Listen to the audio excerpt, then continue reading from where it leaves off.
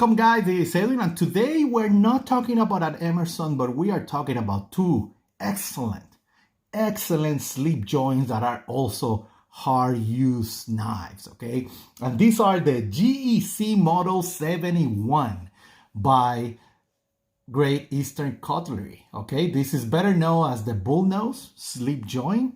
And let me tell you guys, this is one of those slip joints that I'm not always looking for it, but if I'm surfing the net, if I'm in Knife Ship Free or in Blade HQ or Knife Ship, it doesn't matter, Knife Center or whatever. If I see this knife available and I have the funds, I will get one, okay? This knife is that good. And I don't remember how long I have my original one. Let's see right here at the serial number. Let me look right there. And if you don't know, GEC, how they do their serial number is that the first two digits is the model name. So 70, no model name, but the model number, 71. Then the next two digits is how many they did right there, 51. And then the last two digits is the year. So this is 14, 2014 is when I got this baby. And then in this case, if I look, this is better. You can read this better. 71, 51, 2018. You see that?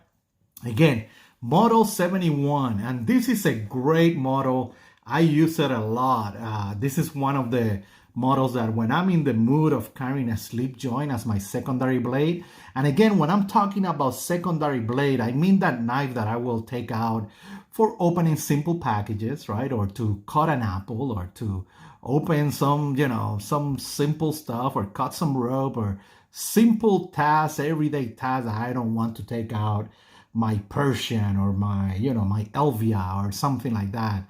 Okay, this will be the knife that will do the job. And you can see I have used it that much that even the Bullnose logo is gone from it. And this is what I'm talking about, right? It comes with that beautiful Bullnose logo.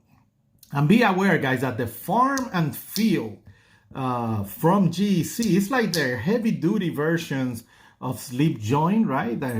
And usually they're more affordable as well.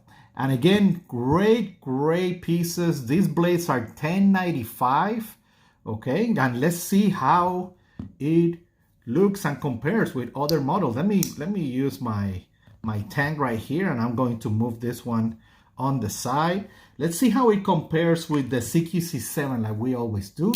I know it's a slip joint, but just to give you a reference, right? Great little blade. We're talking about 3.1 inches right there, okay? And the actual edge is like 2.8 inches, and overall is 6.8 inches, okay?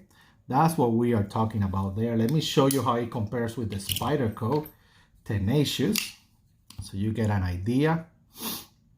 And this is, man, one of those little knives that you just throw in your pocket. Everything is rounded. You don't feel it in your pocket. It's really good. You can forget about it, that it's getting scratched or something. No, don't worry about it. You don't even need a slip with that. And then let's see how it compares with the Buck 110, of course, right here. And I have my Tengu that I've been carrying a lot. I love this one. And this one I make sure I put in my little, oh, sorry there. And that's how it compares with the Tengu, right, from Benchmade. And obviously this one is a liner lock, it's a flipper. So this is kind of a modern take of that slip joint look, right? And again, when we are talking about slip joints, if you're not familiar, we're talking about a knife that doesn't have any lock in it. All the tension that is being created to keep this blade in place is the spring of this back space right here. This is creating tension to keep that blade in position, okay? So I cannot close it that easy. When we are talking about how hard it is to close, I will say it's like a 7 from a scale to 1 to 10. So it's pretty hard. For example, my kid could not easily open this, but it has this beautiful nail nick, like a classic slip joint, and you can open it. It has this half stop. And I know this is one of those things that people look in slip joint, they're fully flush right there, right? And then you open it, and again, that's also fully flush. And again, guys, this is a 2014 version of this, and I have used it a lot. The only thing I will say about GEC, and it's not always, guys, okay? This is not happening all the time, but one of the things that will happen with it is that the blade sometimes is not that sharp, okay? And you need to go and strop it or sharpen it or put an edge on it. So be aware of that when you are buying from GEC. Sometimes those edges are not the best. For example, this guy that I haven't used it at all, I can tell that this tip right here is not really sharp at all, okay? It's not sharp, and if I want to use this, I will put an edge on that tip like I did on this side right here. You see that I kind of put an edge on it. Okay, now regarding about the blade, now that we're in this view, right? This is a drop point, flat grind, right? Flat grind all over, and beautiful, beautiful utilitarian blade, okay? And when I'm talking about edge, I mean, you know, you can cut with it, but it was not like super sharp for this thing stock, right? You're expecting the knife to be super, super sharp, okay? You see I have a ding right there that I was using it right there. I need to fix that and strop it back to normal. Okay, you see that, right? That's one of the things that I can put I'll strop it and I will remove it, no problem. I love that logo right there of Farm and Fields USA. I think it's great. And the handle in this case is this polymer, I think they call it Delrin. That is a polymer plastic, very, very durable. You can see all the scratches that I have on it, right? It's one of those things. I drop it in my pocket and it doesn't matter. I forget about it.